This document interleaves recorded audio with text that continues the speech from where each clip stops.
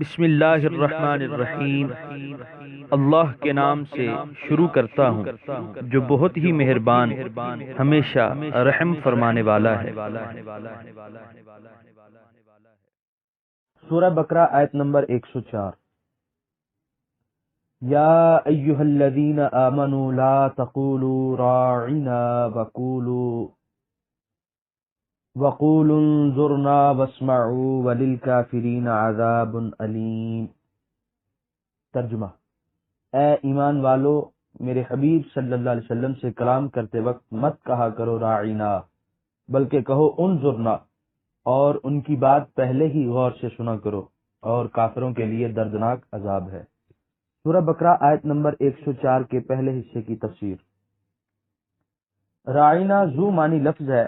اس کا ایک معنی تو یہ ہے کہ ہماری رعایت فرمائیے، اور صحابہ کرام رضی اللہ عنہم بارگاہ رسالت صلی اللہ علیہ وسلم میں جب حاضر ہوتے اور حضور کریم صلی اللہ علیہ وسلم کے کسی ارشاد گرامی کو اچھی طرح سمجھ نہ سکتے تو عرض کرتے راعنا، اے حبیب الہ، ہم پوری طرح سمجھ نہیں سکے، ہماری رعایت فرماتے ہوئے دوبارہ سمجھا دیجئے۔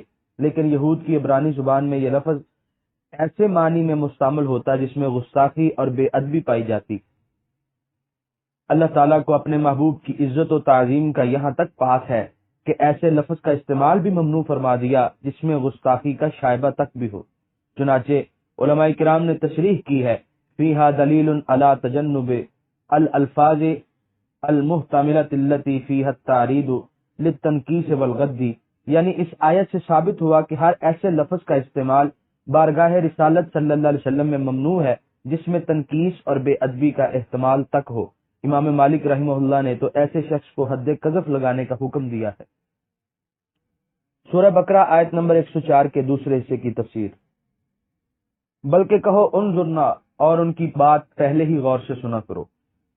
رائنا کی جگہ انظرنا یعنی ہماری طرف نگاہ لطف فرمائیے کہا کرو، کیونکہ یہ لفظ ہر طرح کے احتمالات فاسدہ سے پاک ہے۔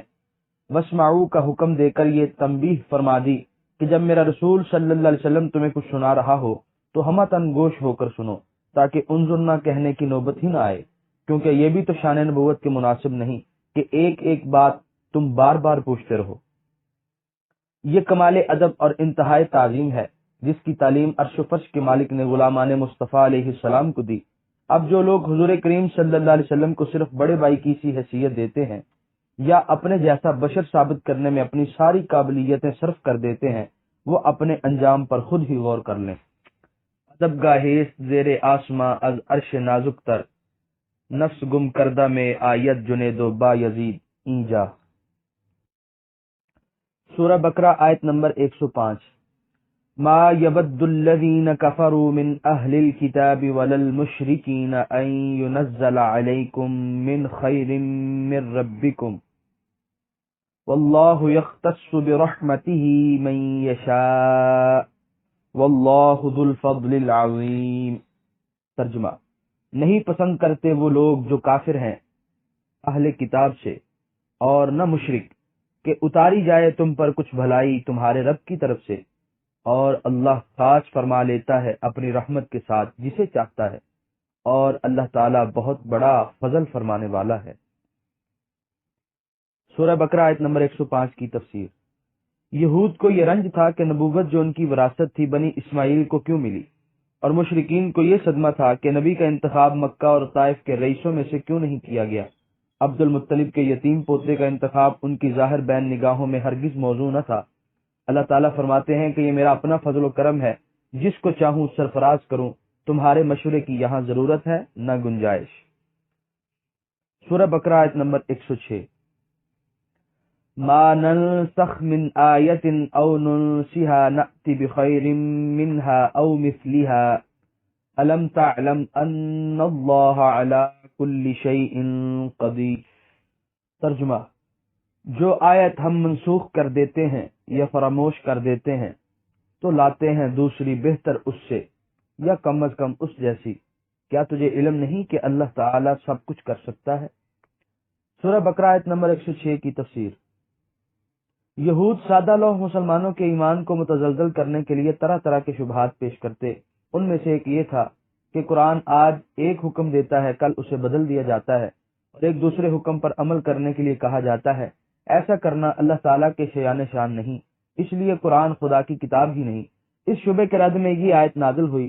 نسخ اصول فقہ کی خاص اصطلاح ہے جس کا معنی ہے بیان محض لانتہاء الحکم الاول، یعنی اللہ تعالیٰ نے جو حکم پہلے نازل فرمایا تھا وہ ہمیشہ کے لیے نہیں تھا بلکہ ایک خاص وقت کے لیے تھا۔ جب اس کا وقت ختم ہو گیا تو دوسرا حکم نافذ کر کے پہلے حکم کی مقررہ میعاد کے ختم ہونے کا اعلان کر دیا۔ اس میں کسی قسم کی قباحت نہیں بلکہ یہ عین حکمت ہے، کیونکہ عرب جیسی آوارہ منش قوم کو قانون و آئین کا پابند کرنے کے لیے جن تدریجی اقدامات کی ضرورت تھی وہ پوشیدہ نہیں، اس لیے اگر چند ابتدائی احکام جو محض وقتی مصلحت کے لیے نافذ کیے گئے تھے بعد میں منسوخ کر دیے گئے اور ان کی جگہ دوسرے احکام جو اب ان کی تربیت یافتہ ذہنیت کے مطابق ہیں نافذ کر دیے گئے تو یہ بالکل درست ہے۔ آیت کا یہ ٹکڑا نأتی بخیر منہا اسی بات کی طرف واضح اشارہ ہے۔ آخر میں سب معتذرین کا منہ بند کرنے کے لیے یہ بھی فرمایا کہ میں قادر مطلق ہوں، جو چاہوں کروں، تمہیں اعتراض کا کیا حق ہے۔ تفصیل کے لیے ملاحظہ ہو احکر پیر کرم شاہ کی تالیف سنت خیر الانام علیہ الصلوۃ والسلام میں نسخ کی بحث۔ سورہ بقرہ آیت نمبر 107۔ الم تعلم ان اللہ لہ ملک السماوات والارض وما لکم من دون اللہ من ولی ولا نصیر۔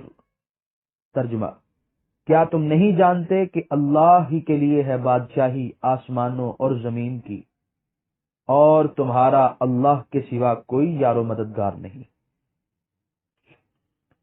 سورہ بقرہ آیت نمبر 108۔ ام تريدون ان تسألوا رسولكم كما سئل موسى من قبل ومن يتبدل الكفر بالإيمان فقد ضل سواء السبيل۔ ترجمہ، کیا تم یہ چاہتے ہو کہ پوچھو اپنے رسول سے ایسے سوال جیسے پوچھے گئے موسیٰ علیہ السلام سے اس سے پہلے، اور جو بدل لیتا ہے کفر کو ایمان سے وہ قسمت کا مارا تو بھٹک گیا سیدھے راستے سے۔ سورہ بقرہ آیت نمبر 108 کی تفسیر۔ یہود مسلمانوں کو طرح طرح کے سوالات کرنے پر اکساتے، اللہ تعالیٰ نے مسلمانوں کو ایسا کرنے سے سختی سے منع فرمایا کہ میرے حبیب صلی اللہ علیہ وسلم سے یہودیوں کی طرح کیل و کال نہ کیا کرو ورنہ گمراہ ہو جاؤ گے۔ جن امور کے کرنے کا حکم دیا جائے ان کو کرو، جن سے منع کیا جائے ان سے باز رہو، اور جن امور کے متعلق اللہ اور اس کے رسول صلی اللہ علیہ وسلم نے سکوت اختیار فرمایا ہے انہیں مت چھیڑو، اسی میں تمہاری سلامتی ہے۔ سورہ بقرہ آیت نمبر 109۔ وَدَّ كَثِيرٌ مِّنْ أَهْلِ الْكِتَابِ لَوْ يَرُدُّونَكُمْ مِّن بَعْدِ إِيمَانِكُمْ كُفَّارًا حَسَدًا مِّنْ عِندِ أَنفُسِهِم مِّن بَعْدِ مَا تَبَيَّنَ لَهُمُ الْحَقُّ فَاعْفُوا وَاصْفَحُوا حَتَّى يَأْتِيَ اللَّهُ بِأَمْرِهِ إِنَّ اللَّهَ عَلَى كُلِّ شَيْءٍ قَدِيرٌ۔ ترجمہ، دل سے چاہتے ہیں بہت سے اہل کتاب کہ کسی طرح پھر بنا دیں تمہیں ایمان لانے کے بعد کافر۔ ان کی یہ آرزو بوجہ اس حسد کے ہے جو ان کے دلوں میں ہے، یہ سب کچھ اس کے بعد جبکہ خوب واضح ہو چکا ہے ان پر حق۔ بس اے غلامان مصطفیٰ معاف کرتے رہو اور درگزر کرتے رہو یہاں تک کہ بھیج دے اللہ ان کے بارے میں اپنا حکم، بے شک اللہ تعالی ہر چیز پر قادر ہے۔ سورہ بقرہ آیت نمبر 109 کی تفسیر۔ یہود ضد اور ہٹ دھرمی کے باعث خود بھی دولت ایمان سے محروم رہے، اب حسد کے مارے چاہتے ہیں کہ کوئی اور بھی دولت ایمان سے مالا مال نہ ہو، ہر وقت مسلمانوں کو اسلام سے برگشتہ کرنے کے لیے سازشیں کرتے رہتے ہیں۔ اللہ تعالیٰ مسلمانوں کو فرماتا ہے کہ تم ان کی فتنہ انگیزیوں اور شرارتوں سے درگزر کرتے رہو، بات بات پر ان سے الجھنے کی ضرورت نہیں، جب مناسب ہوگا ان کا کلا کما کرنے کا تمہیں حکم دے دیا جائے گا۔ سورہ بقرہ آیت نمبر 110۔ وَأَقِيمُوا الصَّلَاةَ وَآتُوا الزَّكَاةَ وَمَا تُقَدِّمُوا لِأَنفُسِكُم مِّنْ خَيْرٍ تَجِدُوهُ عِندَ اللَّهِ إِنَّ اللَّهَ بِمَا تَعْمَلُونَ بَصِيرٌ۔ ترجمہ، اور صحیح ادا کرو نماز اور دیا کرو زکوٰۃ، اور جو کچھ آگے بھیجو گے اپنے لیے نیکیوں سے ضرور پاؤ گے اس کا ثمر اللہ کے ہاں، یقیناً اللہ تعالیٰ جو کچھ تم کر رہے ہو خوب دیکھ رہا ہے۔ سورہ بقرہ آیت نمبر 110 کی تفسیر۔ چھوٹی یا بڑی جو نیکی کرو گے وہ بھلا نہیں دی جائے گی، بلکہ اس کا پورا پورا ثواب تمہیں عطا کیا جائے گا۔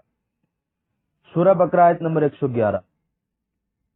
وَقَالُوا لَن يَدْخُلَ الْجَنَّةَ إِلَّا مَن كَانَ هُودًا أَوْ نَصَارَىٰ تِلْكَ أَمَانِيُّهُمْ قُلْ هَاتُوا بُرْهَانَكُمْ إِن كُنتُمْ صَادِقِينَ۔ ترجمہ، اور انہوں نے کہا نہیں داخل ہوگا جنت میں کوئی بھی بغیر ان کے جو یہودی ہیں یا عیسائی، یہ ان کی من گھڑت باتیں ہیں، آپ انہیں فرمائیے لاؤ اپنی کوئی دلیل اگر تم سچے ہو۔ سورہ بقرہ آیت نمبر 112۔